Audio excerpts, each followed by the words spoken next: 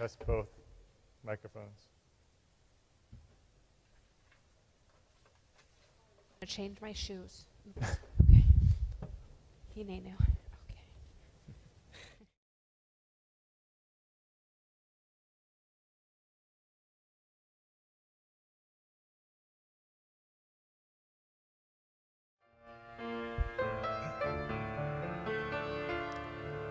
Ashrei hagafor shenisraf,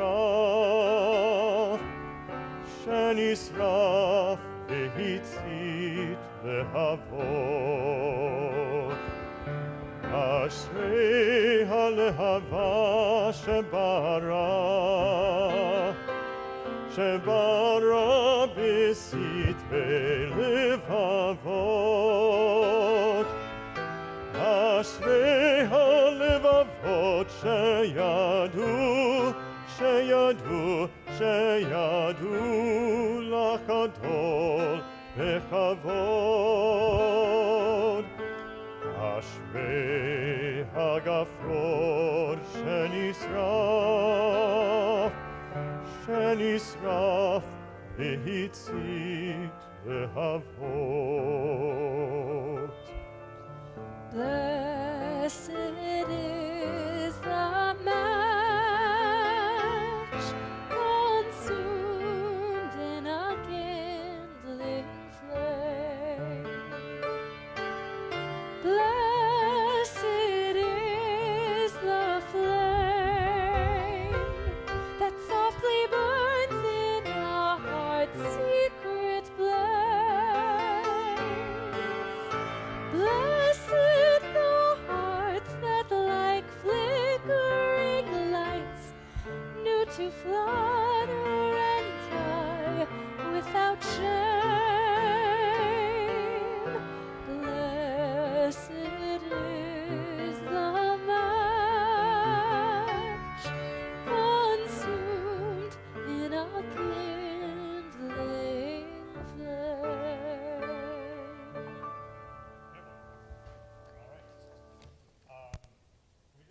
That's the dramatic section.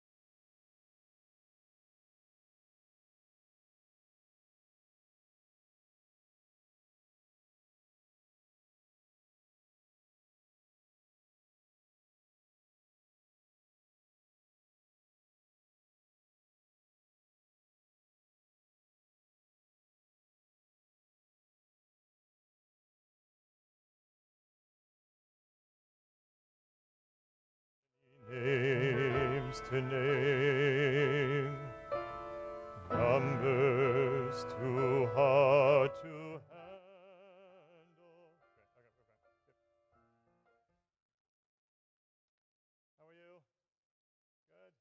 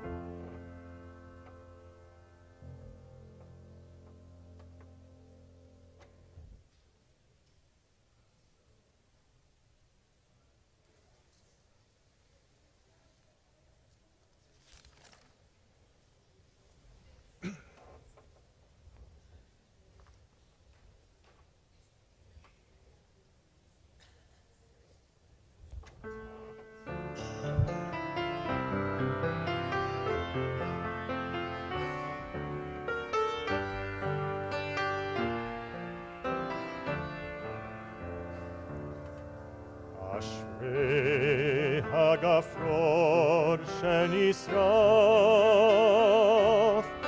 שנשרף והצית להבות.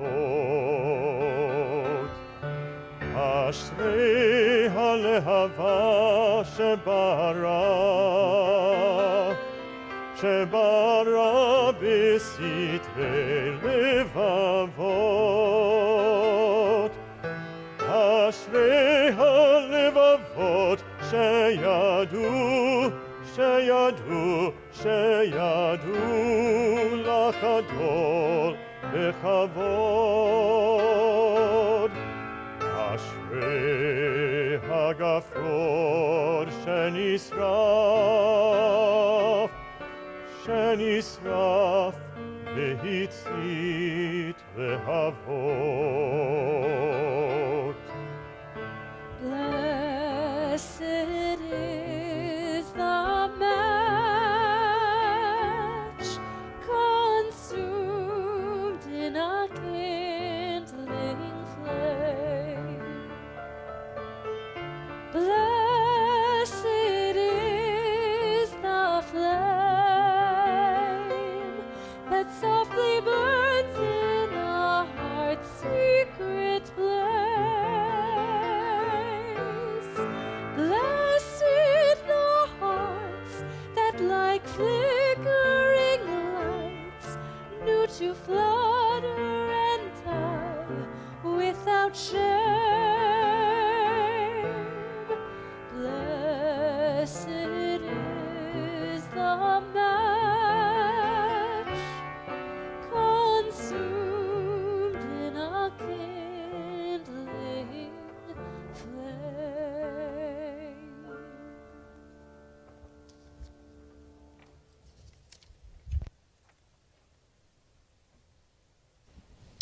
Good evening. Thank you all for being here this evening as we commemorate Yom HaShoah v'Hagvura. We usually use the shorthand Yom HaShoah, which means Holocaust Memorial Day, but it's really known as Yom HaShoah v'Hagvura, the day of the Holocaust and resistance, which Dr. Ham and I were talking about a bit earlier, about the juxtaposition of those two things. A week from now, we'll be celebrating Yom HaAtzmaut, Israel's Independence Day. That day was fixed, May 14th, 1948, the day that Ben-Gurion read out the Declaration of Independence, where the ink was barely dry by the time the ceremony began. That date was fixed. As the time came to decide when to commemorate the Holocaust, sadly, it could have been any day of the year, because it could have been any day of the year. The people who were deciding what day to pick chose this day because it's the anniversary of the beginning of the Warsaw Ghetto Uprising 81 years ago today. And so thus we have this juxtaposition of Holocaust remembrance, of course, and also remembrances of resistance. So throughout our evening, this evening, we'll be sharing some liturgy and readings and reflections, and then we'll turn to our teacher tonight, Dr. Ham, and we'll be talking about these themes and others. We're grateful that you're here. If on the way in you didn't pick up a Siddur Festival special prayer book, they're on the cart in the back, and you'll want one of those in order to follow along.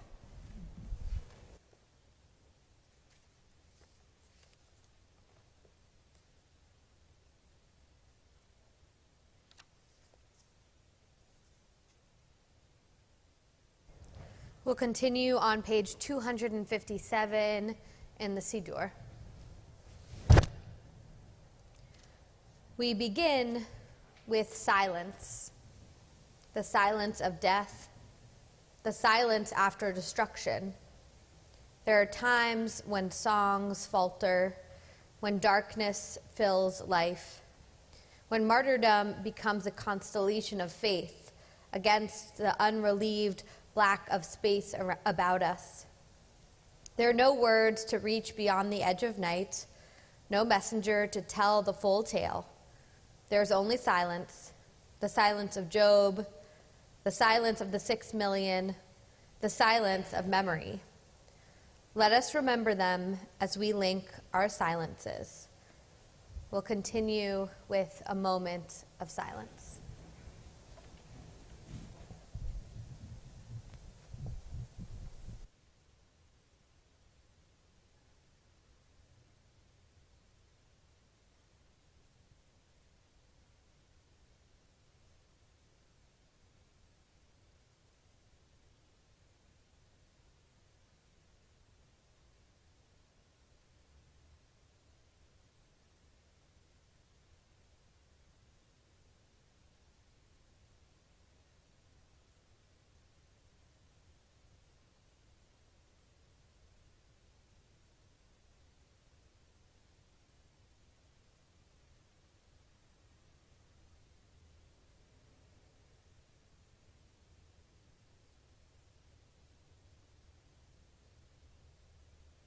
We have here on the bima 6 memorial candles to mark the 6 million who died in the 6 million Jews who died in the Holocaust, who were murdered in the Holocaust.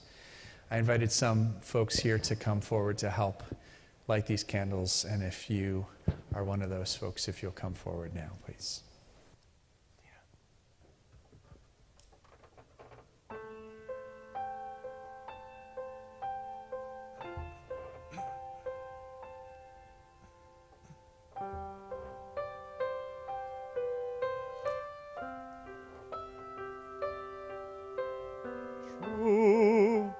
This history has no words, yet we know that it has to be spoken. We gather for memory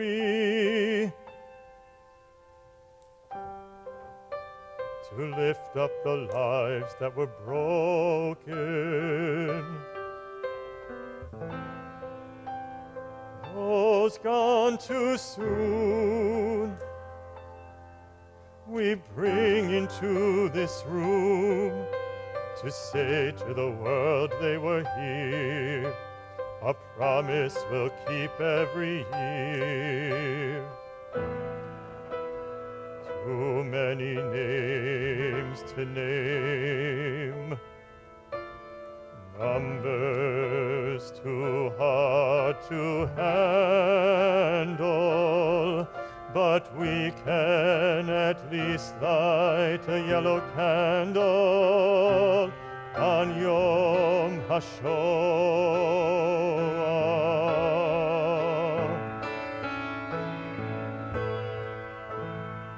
Family trees cut down, horror too hard to handle, but we hold their light in a yellow candle on Yom HaShoah.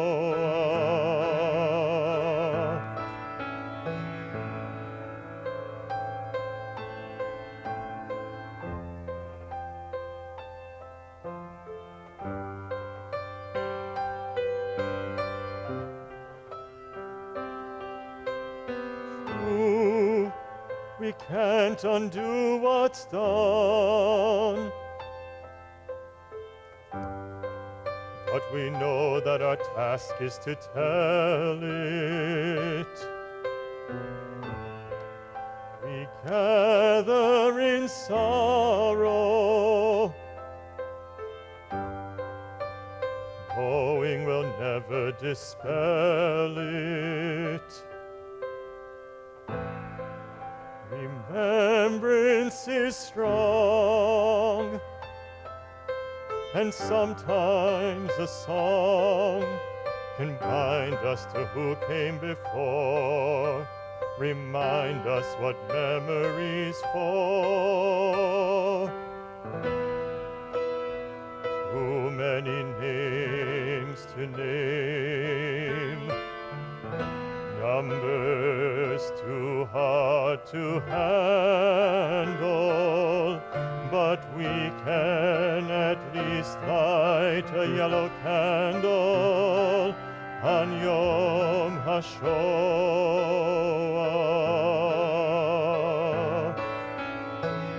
Family trees cut down, horror too hard to handle, but we hold their light in a yellow candle on Yom HaShoah.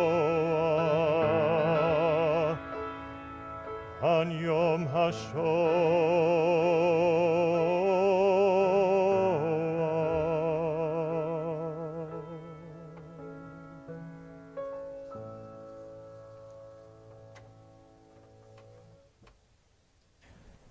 Page 261. In the presence of eyes which witnessed the slaughter, which saw the oppression the heart could not bear, and as witnessed the heart that once taught compassion until the days came to pass that crushed human feeling, I have taken an oath to remember it all, to remember, not once to forget. Forget not one thing to the last generation, when degradation shall cease, to the last, to its ending, when the rod of instruction shall have come to conclusion. An oath, not in vain passed over the night of terror. An oath, no morning shall see me at flesh pots again. An oath, lest from this we learned nothing. This poem, Moishalach Shloimalach, the translation is, under the little green Polish trees, no more little Moishes or Shloimos are playing. No more little Sarahs or Leahs are playing, not on the grasses, not in the snows. nor are the sounds of Jewish voices heard from the rascals Motalach Shloimalach, with their scratchy, irritating little troubles, courageously posing, strutting as heroes. Now they are mourning the small Polish trees.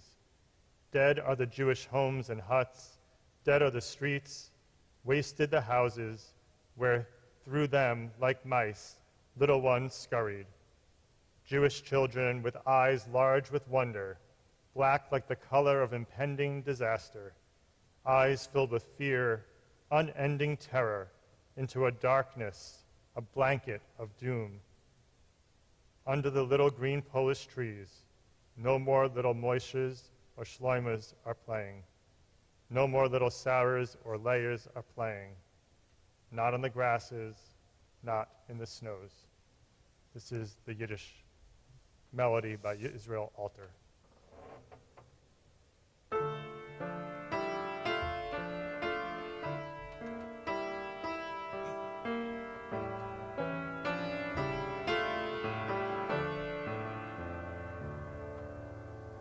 Unter die polnische grünenke Bäumelach spielen sich mir nicht kein Meuchelach, Schleumelach.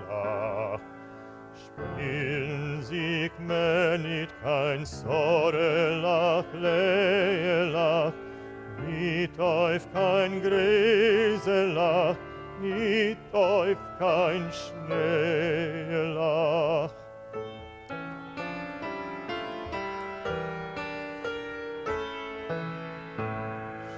Schwirchen scheun mir nicht die jüdische Stimmelach, von die Kunde simlach, Mottelach, Schimmelach, mit die zerquerte, zerdrapete Zurelach, von dem Beweisen von Derim und Gurelach.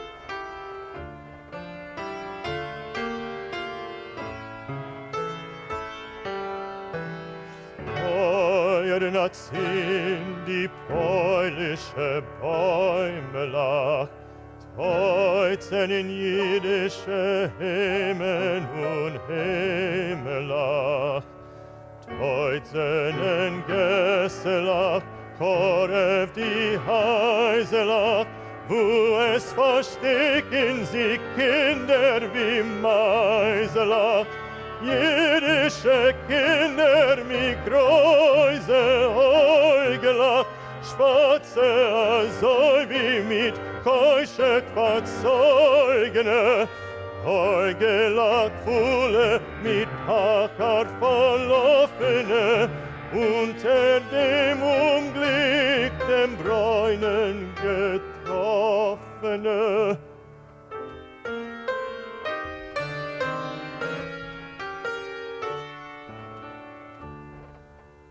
Unter die polnische grünenke Bäumelach spielen sich mir nicht kein Meuchelach, Schleimelach.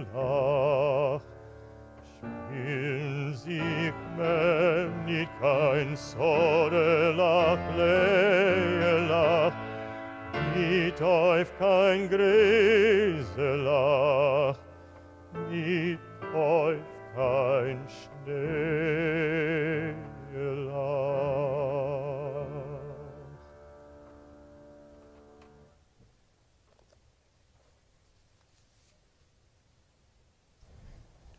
Page 265. If worry and despondency seek our undoing, then we should think about Yizkor in such a way that we carry on the work of our ancestors from Sinai, in that we today are truly their children, and in that we are parents of the future generations. Then the chain does not break, and we gain the strength to carry out nobly these historical responsibilities, and to thank God sincerely that Yizkor has become the celebration of our soul.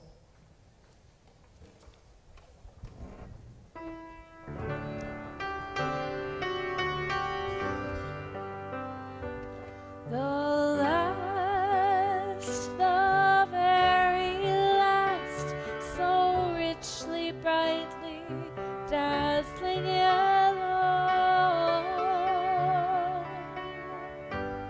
Perhaps if the sun's tears could sing against a white stone, such a yellow is carried lightly way up high. It went away, I'm sure, because it wished to wish the world goodbye. The very last, so richly, brightly, dazzling yellow. Perhaps if the sun's tears could sing against a white stone. For 7 weeks I've lived in here, pent up inside this ghetto. But I have found my people here. The dandelions call to me, and the white chestnut candles in the court. Only I never saw another butterfly. The very last, so richly, brightly, dazzling yellow. Perhaps if the sun's tears could sing against a white stone, that butterfly was the last one. Butterflies don't live in here.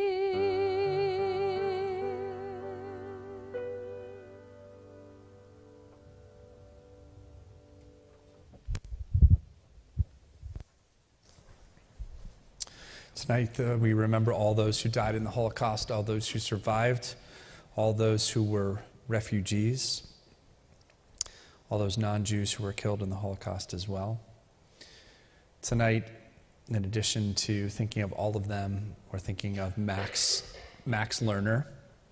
Max was a Holocaust refugee and a man who no sooner had made his way to the United States that he returned to Europe as an American soldier, seeking to hold Nazis accountable for their crimes.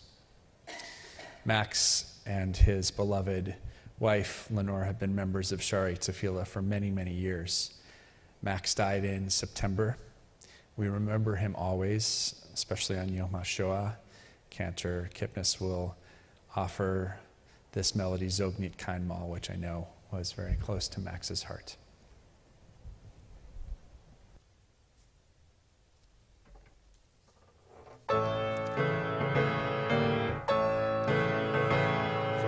Kein Mal, als du gehst dem letzten Weg, wenn Himmeln bleiene, verstehlen bleie Tag. Willkommen wird noch unser Ausgebänke Show. Es wird ab heute und unser Trott mir seinen da. Willkommen wird noch unser Ausgebänke Show. Es wird ab heute und unser Trott mir seinen da. You must not say that you now walk the final way, because the dark in heavens hide the blue of day. The time we longed for will at last draw near, and our steps as drums will sound that we are here. the time we longed for will at last draw near, and our steps as drums will sound that we are here. We invite everyone, please, to stand for El Malei Rachamim. El Malei Rachamim, Shochen Bamromim, Hamitzeh Menucha Nechona, Tacha Kanfei HaShekhinah, B'malot Kedoshim U'Tehorim, Kizohar Harakia Mazhirim, Et Nishmot 6 million Achenu V'Achiotenu, Shenehergu al Kiddush Hashem, Bal Harachamim, Hastirem B'Seta Kenafav Leolamim,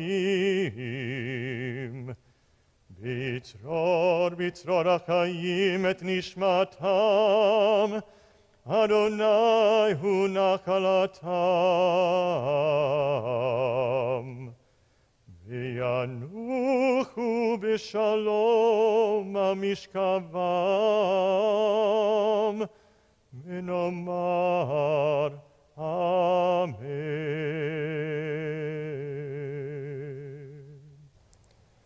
Fully compassionate God on high, to our 6 million brothers and sisters murdered because they were Jews, grant clear and certain rest with you in the lofty heights of the sacred and pure, whose brightness shines like the very glow of heaven. Source of mercy, forever enfold them in the embrace of your wings. Secure their souls in eternity. Adonai, they are yours. They will rest in peace. And together we say, Amen. Amen. Please be seated.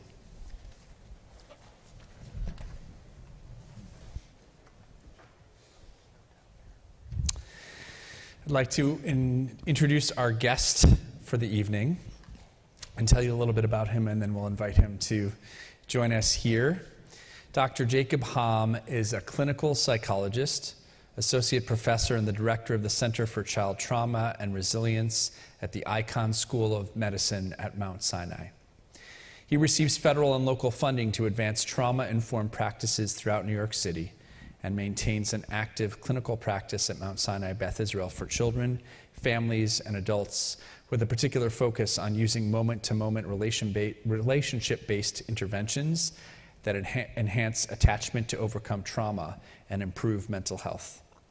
He received his PhD at UMass Boston and finished clinical training at Harvard Medical School's Massachusetts General Hospital and Children's Hospital, Boston. He's also a senior clinical supervisor for Fresh Start, a trauma recovery center for the Jewish community in Michigan. I hope you'll join me in welcoming him to Shari Tefillah. Dr. Hamm.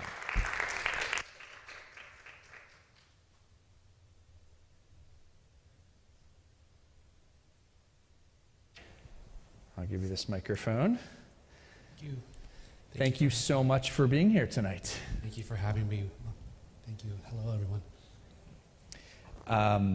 When we were talking about this evening, you suggested that perhaps we could set an intention about the purpose for our discussion. I'm wondering, we had the opportunity to sit together over a meal, so is there an intention that you would like to share as we begin for us? I thought you had something set up. You thought I was going to say something. Well, I think I'm grateful that we're together, grateful that you have come. I think we have a lot to learn from you and a lot to learn from one another. I will give it up to Sue Eulis, who was the inspiration, actually, for us to invite you to come. Sue is the assistant director of our nursery school, and We talked, I think, in September about issues around trauma and generational trauma, and I think it's such an important topic. So I hope that all of us will bring our vulnerability and honesty. I'll have some questions for you, and we'll make our way through our conversation, and then we'll invite anyone here who'd like to ask a question to do so as well. Just a word that some of our teens are going to come in to the program a little bit later, and we're very grateful that they're coming in. So thank you for being here, and thank you all for being here. Dr. Hum, I'm wondering if you'd be willing to share a little bit about your own personal story and what brought you to the work of trauma and resilience. This is like a 45-minute thing, right? Yeah, something about that, yes. I have to give you the abbreviated version. This was purely accidental that I ended up doing trauma work, I think. Because I honestly thought I was going to be a monk when I grew up. That's what I would say to people in high school. Either become a neuroscientist to understand how the brain works, or be a wise man on top of a mountain. And then went to Brown. They have no core curriculum, like most of you know. So I just studied psychology and religious studies. I was studying mystical traditions in Catholicism, Kabbalah, Sufism, Buddhism, and double majored in religious studies and psychology, and painted for the rest of my courses for the credits. Brown is such a good experience. But it's still the most profound education that I can see how it shaped my thinking even today. And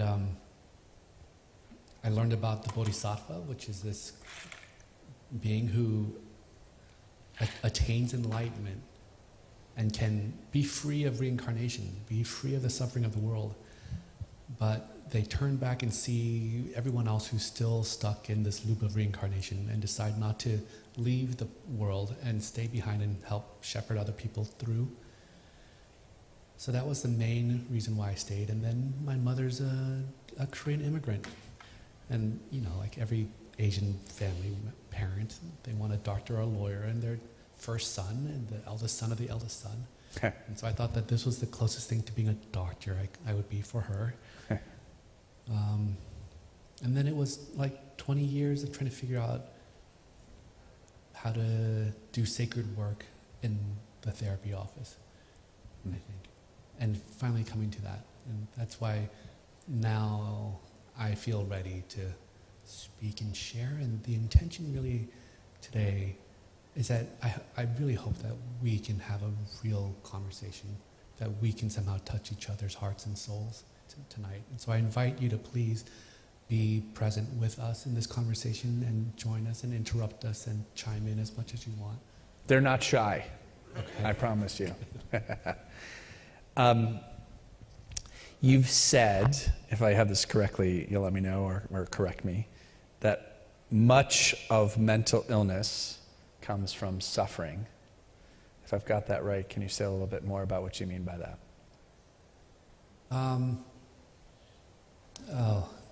First of all, we spent like an entire year memorizing the DSM, the Diagnostic Statistics Manual for Clinical Psychiatric Disorders. And every week I would have a new diagnosis to run to my therapist about, saying that I had, and each time I was wrong. But the one diagnosis that stuck was trauma, because it's the only disorder, along with grief and acute stress disorder, where they say something bad happened to you, and that's why you're acting the way you are. And if you look at child behavior problems in our clinic, we have kids with ADHD, anxiety, depression, hyperactivity, and all of them have really stressful homes. And this DSM is this cognitive, intellectualized heuristic to try to parse out different ways to manifest suffering, when the root cause is all like pain, suffering, unhappy homes, a lack of love. I really do think that it all boils down to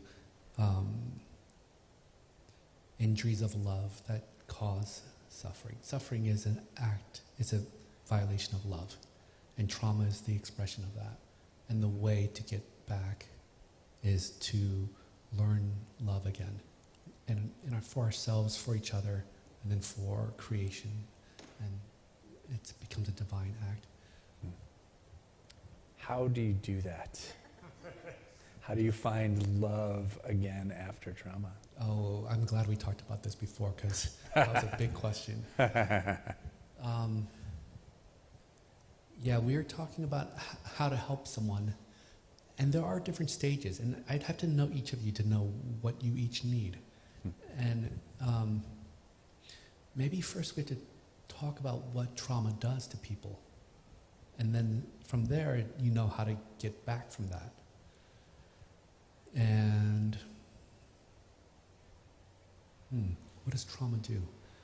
Let's say that you come into the world and you're full of joy and wonder at life, and you're willing to laugh, willing to ask for love, to run to someone when you need comfort, to receive love, and to be comforted by that. And then over time, life happens. Parents are busy, or they have their own traumas, and they somehow fail you in some way or terrify you in some way. And then that takes away your joy of life. That takes away your trust in the safety of life and in your willingness to seek support in the face of crisis. So people with trauma end up having this sense of not being able to turn to other people. They can't figure out whether to turn to people or to not turn, or they keep looping through it. There's like attachment injuries. We start to have a fear-based way of living in the world, where we always presume that the bad thing that happened to us is going to happen again. And we expect it from everyone else. We look for it. We predict it, and it comes true, because our behaviors can shape the way other people react to us. So it becomes sticky. Trauma makes the past become sticky in us. And then the trick is to figure out where each of us are stuck, figure out to see that first, and then to maybe grieve, acknowledge and grieve instead of hate. We are filled with self-loathing because of what happened to us. And instead we have to see ourselves as the 2-3-year-old who was injured and bring them back into us. And then it's an incredibly painful thing to do, because you have to admit everything that happened to you and admit the pain that you couldn't tolerate as a small child. And through that incredibly painful river of grief that we have to cross, I find that there's always a spark of love and grace that comes if you can hold on to that pain long enough and do it well.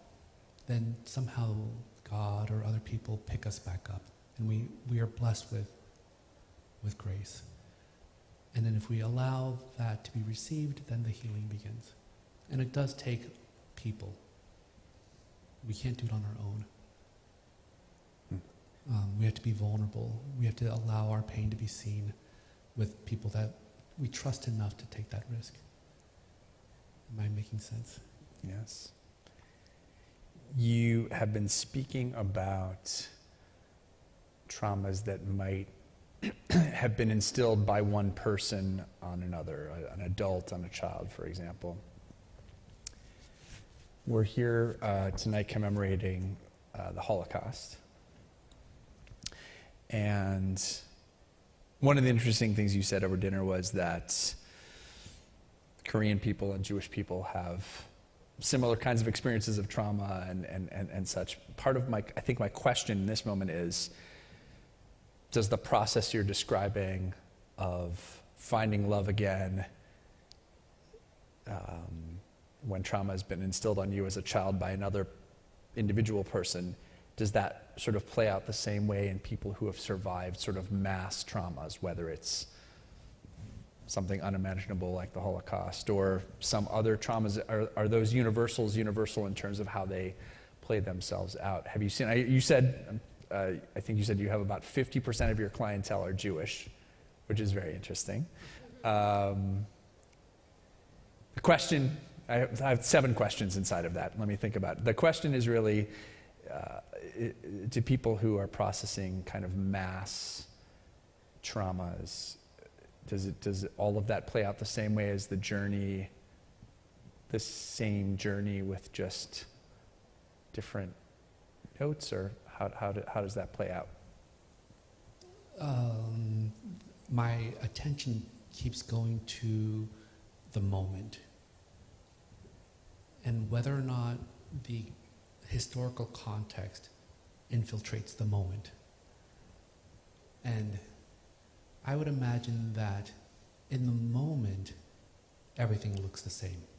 From a child's perspective, all they see is that their parent is not present with them, or their parent is volatile or angry or crying behind a closed door for some reason that they're unreachable to their parent. So in that sense, I think that the experiences and the kind of thematic shape of the experiences are probably very similar. And then as we become older, or we live in society, or we just walk around the block, and we hear the news, and the layers of narrative get overlaid onto these primary experiences of interaction with others. There are gradations and variations and nuances. But I find that in my own work, I I see some of that stuff, but I go to the core of what's happening right now between you and me, in my office, right now, you and me. And so in that way, I ignore all of the differences. I get to, can you be with me now? Can you share your heart with me in this vulnerable way? Or what's blocking you? Mm. Does that answer your question? Yeah, for sure. That it's about what's going on right in this moment. The past is there, and we bring it with us, but for your patients individually, you don't presume that you know what the context or what that means, but it's about what's going on right now. Yeah. And I also have this image of me walking around the streets of New York for some reason, and how each of us will walk differently because of how we imagine being perceived by the other. Mm. And that is definitely informed by the cultural narrative that surrounds us and the skin we wear. But what's universal is this sensitivity about how we're received, this desire to hide or to blend in or to fiercely stand our ground. Those kind of processes might be universal, but the way the texture and the experience, the phenomenological experience of it might be unique, and each story has to be heard. But deep down, the processes that need to occur are the same, where we get rid of everything and we just see each other, and we're with each other. Can you say a bit more about what you mentioned over dinner in terms of Korean people and Jewish people having kind of, everybody's experience is different again. It's not about competition, but about sort of traumas that, in a way, like that whole peoples can carry, and how that sort of plays out in the work that you do. Repeat the question again, please. Well, I can't, you would have to speak about the experience of Korean people, but there's a feeling that I have, not a professional feeling, because I'm an amateur in this space, in this way, but there's a sense that I have that Jews carry around generations, not Holocaust generations of trauma, but also like thousands of years of trauma that can feel like DNA level somehow. It literally is. You guys know what epigenetics is? Epigenetics. Yeah. Can you say a bit more about that? I've heard the term, but say what it is. It's, you know how the debate used to be nature versus nurture? Epigenetics is this science where you actually see the impact of nature on gene expression. And the most exciting stuff is that stress that the mother experiences during pregnancy can actually determine which genes get turned off or on. And even after pregnancy, the amount that she licks and grooms her baby, if you're a rat. I don't know what licking and grooming is exactly in the human equivalent, but probably hugging and bouncing. In this critical window, for a rat, it's like the first 2 weeks of life. The more licked and groomed they are, it turns on these genes, these particular genes in the brain, that actually turn on the glucocorticoid receptors in the hippocampus. And the glucocorticoid receptors are your thermometers in your building. And the more thermometers you have in your building, the more your air conditioning can come on and off. The more it says like, oh, this room over here is cold, so we need to like adjust the temperature. It's these glucocorticoid receptors pick up how much cortisol is in your body. Mm-hmm. And so when the fight or flight system kicks in, it activates the hypothalamic pituitary adrenal axis, and cortisol is rushing through your blood. And the more thermostats you have, the quicker you can calm down from being stressed out. And so these rats who don't get a lot of licking and grooming, or who are in the womb when the mother's extremely stressed, have fewer thermostats, and so they're too hot or too cold, or they can't come back from being too hot very quickly. They don't learn as well because they're too nervous. They stay on the outside of the cages. They don't learn the water maze test just because their nervous systems just can't handle it. What's really cool is that you can swap out the rats. So you can adopt a rat from a highly anxious mother and give the rat to a high-lick foster mom, and it turns on the genes. So it's both. And it's a little bit fatalistic if you take it too far, like, it's all the mother's fault again, and once our genes are changed and nothing can fix it. And these changes in the DNA, they're called methylation and acetylation of the DNA. It's like how tightly wound the DNA threads are, or whether or not it's signaling to the mRNA to come transcribe me. Those changes can last for 7 generations in rats. And Rachel Jehuda at Sinai has done a study with Holocaust survivors and their grandchildren and found like signatures of the Holocaust in the methylation in this glucocorticoid receptor. That is extraordinary. And how does that play out in? It explains the neurosis. It explains explains why your mother's like so worried and anxious. And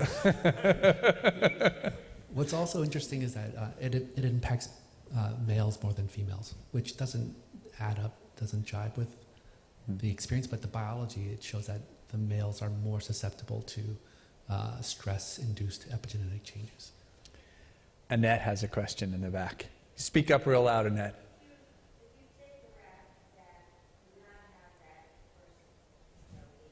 The licking, if you take a rat that didn't have that sort of experience.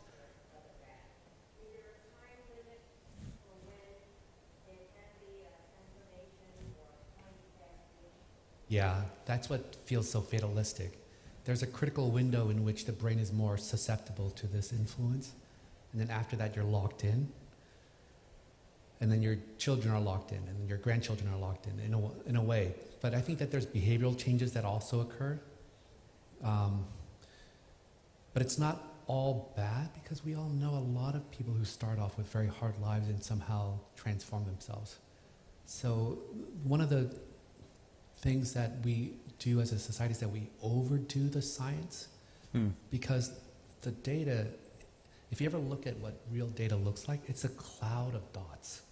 And then we say, oh, there's a correlation here. And we just draw a line that says, this is the relationship. And we assume that correlation is causation.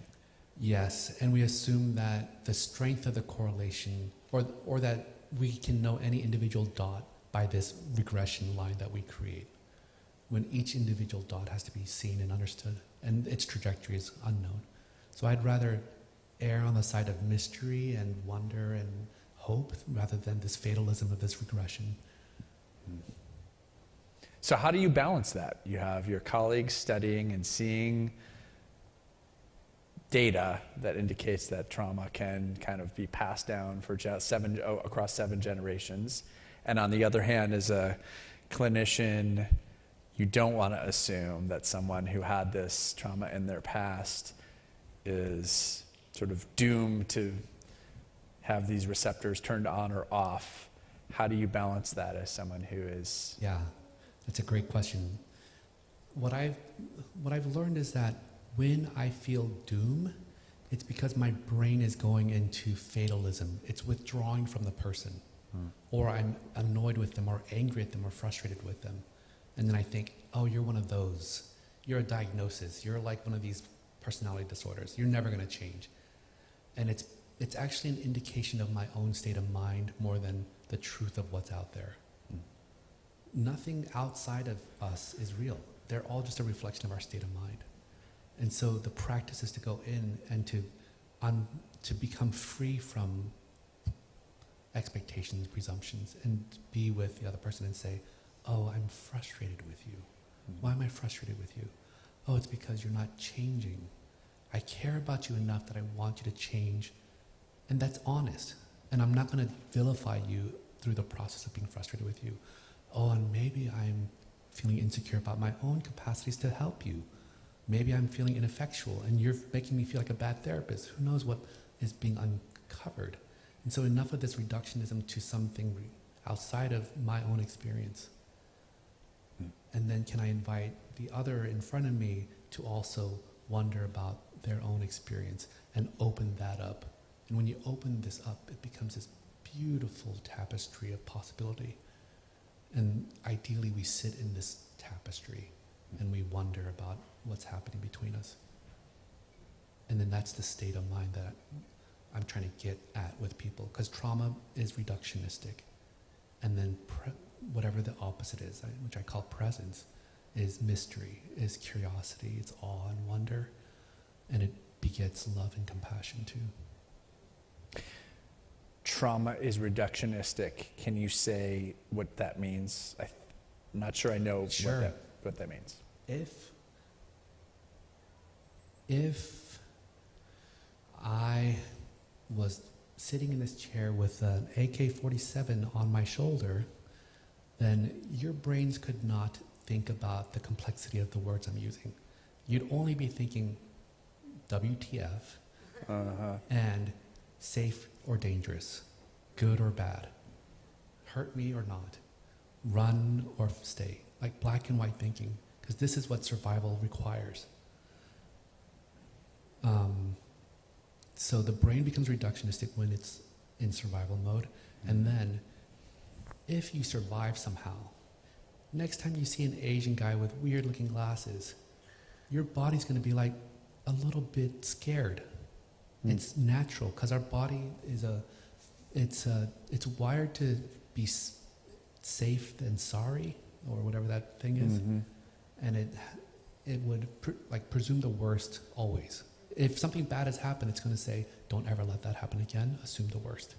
And this is where all the racism and all the phobias come. And it's doing that to help us survive, but it takes us out of this more spiritual part of who we are. So is that what you mean? You talk about the contrast between reactive survival brain on the one hand and presence. So when you talk about that, when you talk about presence or presence being the opposite of trauma, what does that mean?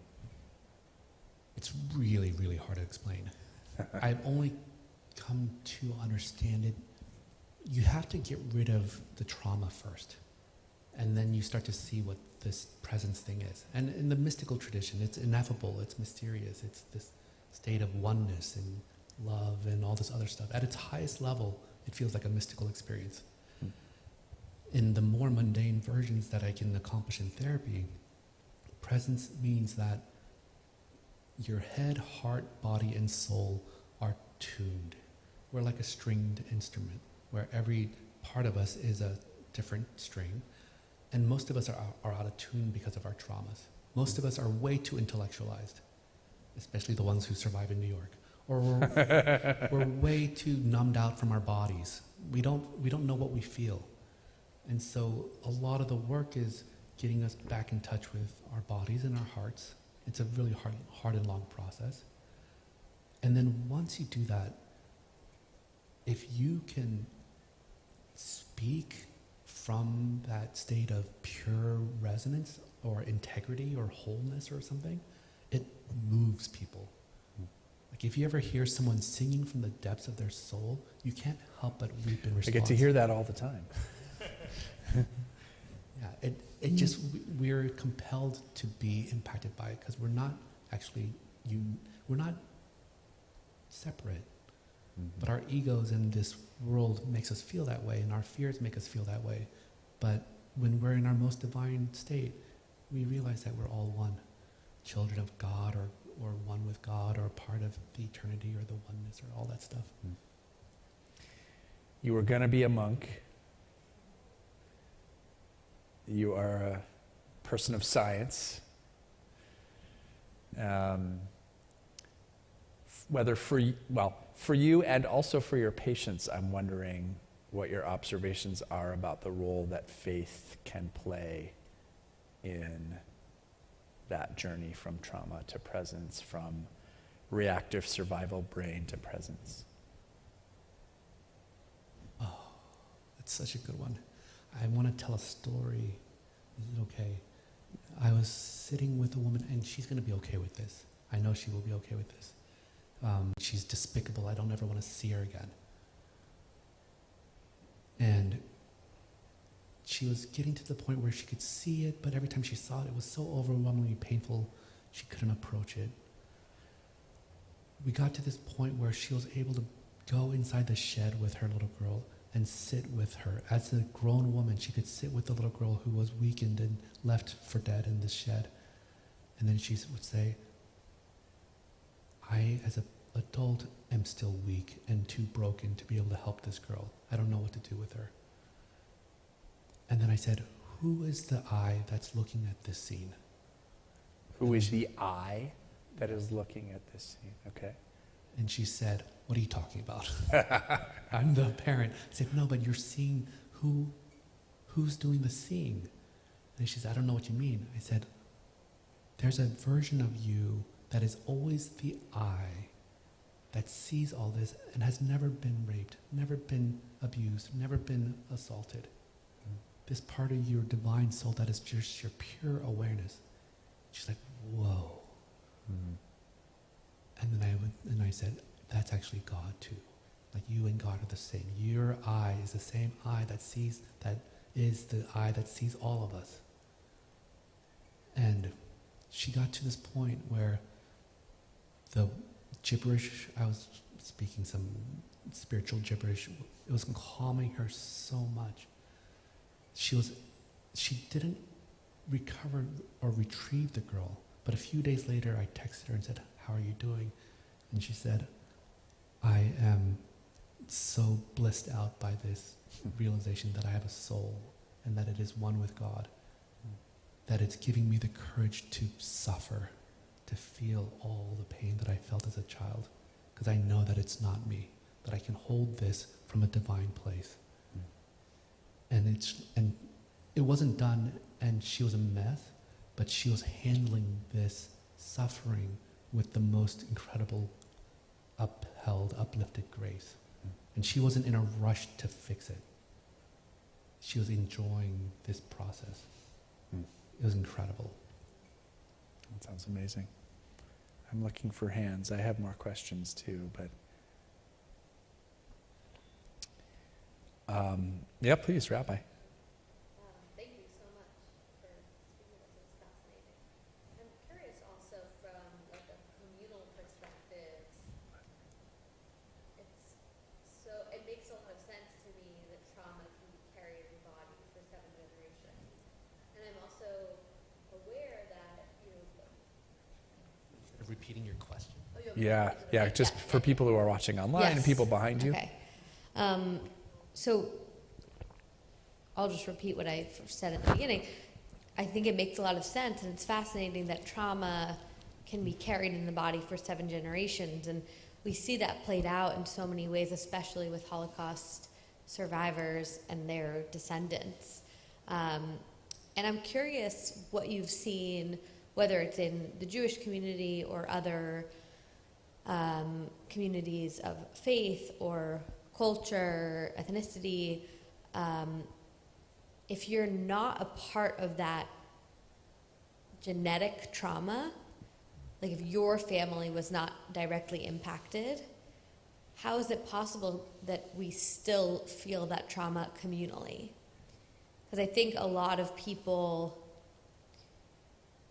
including myself, I don't know direct relatives, for example, who were either killed in the Holocaust or survivors of the Holocaust. And yet, there's something very visceral and painful and trauma-like about a holiday like Yom HaShoah. And so, to me, there's like some communal psychological element. I'm wondering if you could speak to that.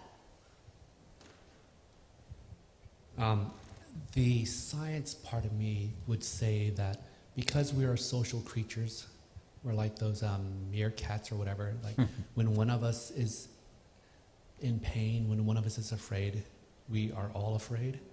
It's evolutionary survival to feel each other in that way. And so you must be a person with great empathy and an open nervous system to be able to receive the energy around you. That's the more individualistic frame. And then there's the identity narrative construct frame where you identify as part of this culture, this group, and you can put yourself in the identity of the group. So there's some kind of intellectual process that's allowing you to identify. And then the wacko spiritual part is that we're a collective, that I really believe that our individual consciousness is not solo, that there's a version of our consciousness that is one group. And what I'm getting at is that, oh, it's so cute. Children are here, it's so cool. What I'm getting at is that sometimes I see, I can't say. I saw a person grieving their childhood and the loss of the fact that their parent could not provide love. And while I was seeing them grieve, I suddenly saw that their mother never got that. The mother never had a chance to grieve because the mother was in the throes of the pain of it. And then the grandmother was in the throes of the pain of it. And so I suddenly saw that this person who spent the entire week grieving was doing epic intergenerational processing of trauma. And I shared that with them. And who knows if it's true, but the narrative gives meaning to the suffering that's beyond just this individual grieving of a child who feels pathetic because they were never wanted. And suddenly they're part of a collective experience of grief. I personally believe that that's probably true, but as a clinician I can say, oh, you're making a narrative to help contextualize grief and give it a more positive spin and all this other stuff. Doesn't matter. Like, these are all just, what I've come to believe is that the words, the ideas are all ephemeral poems and poetry, and I love that your service is all about music and art. And all that matters is, can you create the emotional experience that hums true? Whatever level of analysis you're using. Did I answer your question? Welcome to our teens. Thanks for being here. This is Dr. Jacob Hom. And as you hear, if you have questions, please raise your hand for sure. I already was excited about your coming, and then I was on your website, and as a big Avengers fan, I was intrigued and excited that you referenced the Hulk. And you said, pardon me, say? It's perfect timing. I know, exactly. I waited for them to come for me to ask you this question. You say, you think you use the Hulk as a metaphor for how trauma impacts the brain. There's actually there's a great piece on your website, but can you tell us what you mean by that? Okay, I'm going to do the whole spiel with the brain metaphor, the neurobiology of trauma I'll use this with patients, with exactly patients like this and parents. So, this is your healthy brain. A guy named Dan Siegel taught me this 15 years ago. Eyeballs are in the front, and see it controls my head. And everything you see, smell, hear, touch, taste goes in through your sense organs, goes up through your brainstem, hits this part of your brain, which is the limbic system. And I don't know, some of you guys are probably learning neurobiology. It's actually specifically the amygdala, and it's spelled like Amy with a G, D-A-L-A. And so I used to say Angry Amy is the one who lives here. Because Angry Amy is responsible for the fight or flight response. And they're also like the security guards of your brain. And so anytime senses or sensory information is coming in, Angry Amy's saying, you're safe to come, uh-oh, you look a little suspicious. You look like that weird Chinese kid that I saw with the glasses who had that AK-47 last week. And so Angry Amy will say, trigger the fight or flight right now, orange alert right now.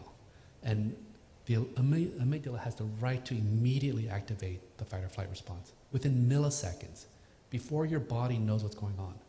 And so there could be one of those subliminal flashes of an image, and you won't even register the image, but your body will have a little spike of adrenaline because of that. Okay, so that's the fight or flight response. And then the back half of your brain is for processing and integrating sensory information. And then finally, it all goes up to the front. And the front right here is, if you look really closely, you can see that there's a window and a bridge, because it's the USS Enterprise, and Captain Kirk lives here. Now you're speaking my language. Okay. Oh, Captain Kirk, I got it all going on. And Captain Kirk says, what's going on here? Let me figure it out. And then Captain Kirk makes all these great decisions. This is the prefrontal cortex. This is what stimulant medications for ADHD increases blood flow to. So it gives Captain Kirk, a Red Bull, basically. And then the reason why this metaphor works is because the prefrontal cortex, all that wrinkly surface stuff, curls over and goes back under, and it has a direct line back to Angry Amy, and it can say, relax, I got this. I know exactly what's going on. I'll take it from here. And then Angry Amy says, okay, I'll listen to your instructions. But people with trauma, Angry Amy's like, hell no, I'm not letting anyone hurt us again. I'm going to watch out for danger wherever we go. And she's hypervigilant for threat. Or she says, oh, Captain Kirk has the triggers for the phasers and the photon bombs and all that. So she kicks Captain Kirk out of the chair, puts him in the brig, and she takes over. And she walks around and shoots first and asks questions later. That's what trauma people do. And then the other thing is that the other metaphor I use is that when Angry Amy takes over, then she becomes the Hulk. And if anyone knows the origin story of the Hulk, his father was abusive. His father beat him, was a raging drunk. He actually shot and killed the Bruce Banner's mother in front of Bruce. And then the only thing that differentiates Bruce Banner from any other child with trauma is that he was infected with gamma radiation, and for some reason gamma radiation makes superheroes.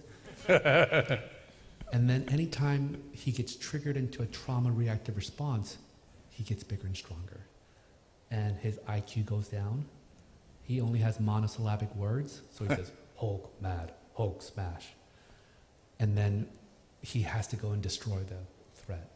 And you never attack the Hulk. You never send the military and posture as if Hulk, if you do another thing, we're gonna hit you with another nuclear bomb, or we're gonna send you to timeout, what the kids do. And then instead Hulk says, screw you, and he says, you're bad, and then he just starts attacking again. And this is the way that all trauma reactive kids operate. Well, not all. These are the ones who lose their temper and get rageful, or not the ones. This is the part of us that can lose our temper. There's another part that, there's not a superhero that just becomes super nice, is there? Because that's another thing. It's called fight, flight, fawn. So flight is the one who disappears and numbs out. I don't know who that would be, invisible person, something. But the pleaser, the customer service rep, as a superhero, that becomes another fight or flight response. And then the last one is dissociation, the one who feels no pain and is ready to die. That's what we do if the lion has caught us and they're gnawing on our legs and we're about to die. Wow. So how do we go about cultivating presence in our lives?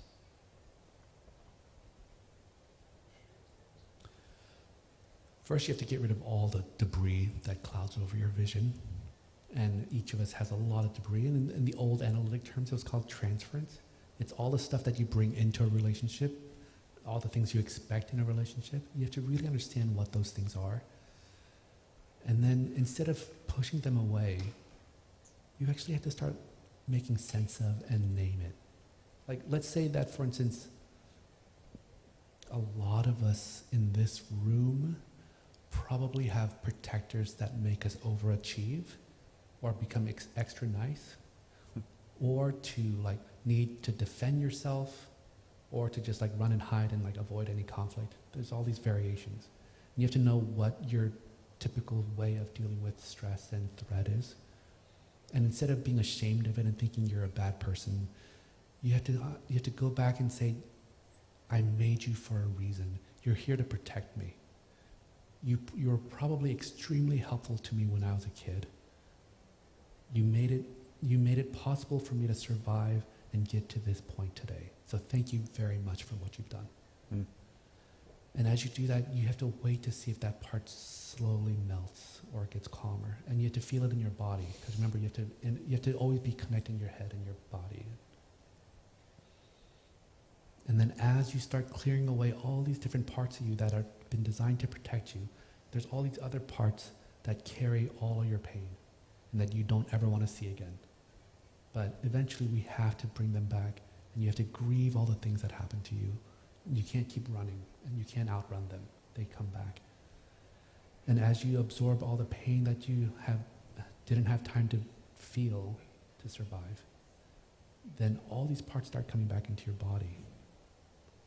And then you're finally able to be in front of another person. You're able to see their pain and not just the way that they're hurting you. And you see reality as a quantum field of possibilities. Instead of, you know how in quantum theory, observing something turns it into a particle, observes the quantum field of probabilities into a particle. Try to keep that thing a wave of possibilities, of probabilities instead of a particle. Or you play with different possibilities. And you delight in the fact that life itself is this shimmering thing of possibilities. And then it becomes majestic. But that's a higher level once you've done years and years of getting rid of the trauma in your body stuff. Amazing. Questions, friends? Can I say something? Please. Okay. So, Yeah, thanks. sorry. I just want to say that I'm profoundly moved by everything that you're saying here. I wouldn't even know where to begin. I'm a psychiatrist, and I work with residents, and DSM-5, I agree with you. It's not helpful. It just, everything you're saying about breaking it down, it's very helpful. Thank you so much for speaking. And I believe that a lot of people are experiencing traumas in daily lives that they're not necessarily like on major scale levels that you see like on TV or news stations, but everyone are going around day-to-day living with traumas that people aren't recognizing as traumas because they're not seen on the TV or the news. And also people are walking around with their own narratives, and I call it the lies we tell ourselves. So like I'm walking around in my head all the time telling myself stories, and my friend has no idea what I'm talking about because she's not living in my head space. So I call it the lies we tell ourselves. And yeah, thank you so much. It was so inspiring and insightful. Yeah, go ahead, sure. Yeah. Oh, and I worked with Dr. Rachel Yehuda too at the Bronx VA when I was a student. Well, I please refuse to do this if it. Go ahead. But let your body tell us what it wants to say, because your body has been. Yes. I know that my body is filled with like high levels of cortisol, like just stress hormones, like so out of sync. I know that like I'm not connected. My mind and my body are totally disconnected. I know that because I've been through something stressful, and I'm just disconnected, and I know it. I feel it. I feel the cortisol streaming through my body. I feel like there's something really wrong with my body. I feel it. I do. I feel very disconnected. Can I disagree with one word? Sorry, I'll bill you later. You said there's something wrong with my body, and all I hear is your body so achingly wanting to be known by you. It's a different relationship to this thing that's happening in your body. It's an invitation and a loving invitation to like, what is this thing, body? Tell me. It's okay now to tell me what you're carrying. Instead of like, oh, what's wrong with this thing? Why can't it stop talking? And this is the work that we need to do. It's so alive in us if we just, you say you're disconnected, but you're not, it's not because there's nothing going on, it's because you don't want to know how loudly your body is speaking, but your mind's like, shut up, I don't want to know this. Mm-hmm. Mm-hmm. And even doing this exercise, your body's calming. It can work so fast if we just do this beautiful thing of just giving our bodies a moment of our time and say, you are welcome to speak, my love. Thank you. You have a book that you're working on. Can you say a word about that? It's going to be a couple of years. Oh, it's going to be a couple of years. Okay. So I don't know, but it's going to be about how it starts with the story about how weird my birth was, because I'm going to tell the whole story. I think we have time. We got another couple minutes. A couple minutes, okay. So instead of telling you the story, I'll just say that monks came to our house. I was born of trauma. My mother's a North Korean refugee who fled North Korea before the DMZ closed when she was 12 years old. My grandfather died of a landmine. My father's father, I think he died of natural causes, but they both were living in Seoul. They had left their families by the time they were 16, 17. My parents didn't finish high school. Maybe my dad finished high school. My mom was in beauty school, just like in Greece. Rizzo, whatever. Oh my God. And so in Korea, there's this thing where everyone has a birth dream.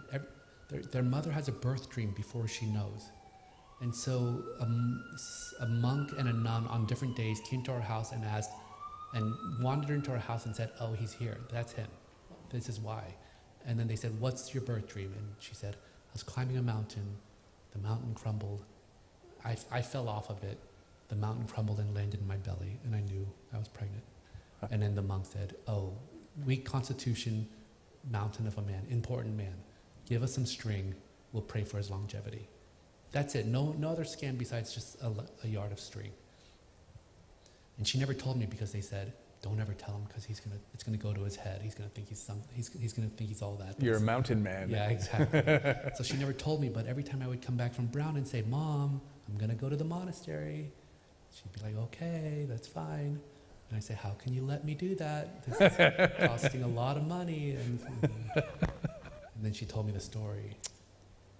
And so the book starts with this, and it's going to be about how much I hated going into psychology because I missed this monastic spirit. But yet, I discovered something so sacred in the work that I do and how to help people heal in the way that, exactly the way we talked about today, and using my story, but then trying to give as much of it away as possible on your own. If you can't see me, how am I going to give you tips on what to do, tips that you can practice with your loved ones, with your friends, and hopefully have an experience where you feel seen by me, even in the writing of a book, which is going to be an impossible task. And then it ends with this incredible spiritual awakening I've had through my own spiritual practice and through this deep work of being with another person and realizing that I've become the man on the mountain, but with a therapist door and the cave door of the mountain with the shingle of like 5 cents for sage advice or whatever. Nice. Lucy. Right, Exactly. Well, we look forward to reading it however long it takes.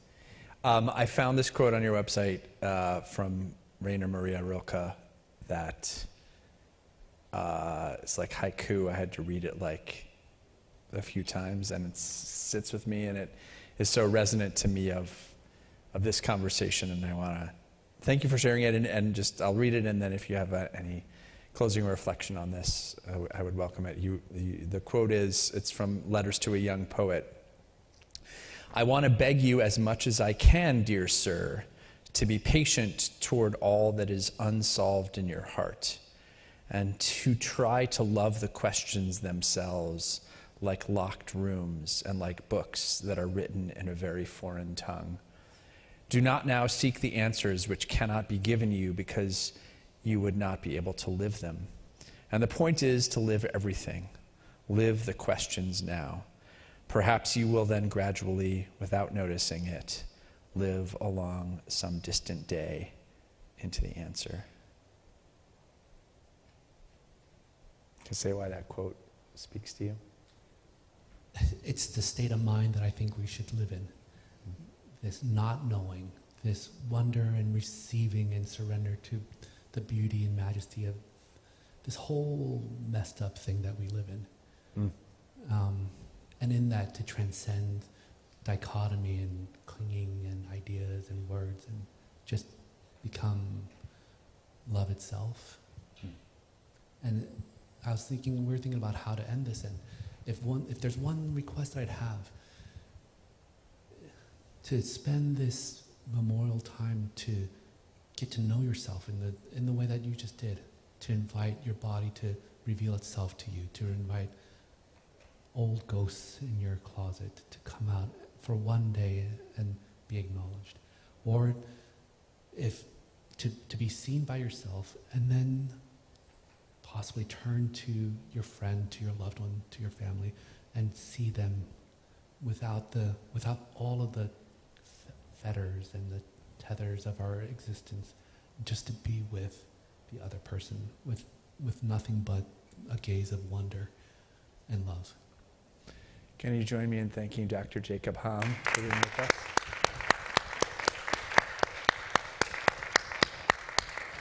Thank you so much for being here. Thanks, friends, for being here.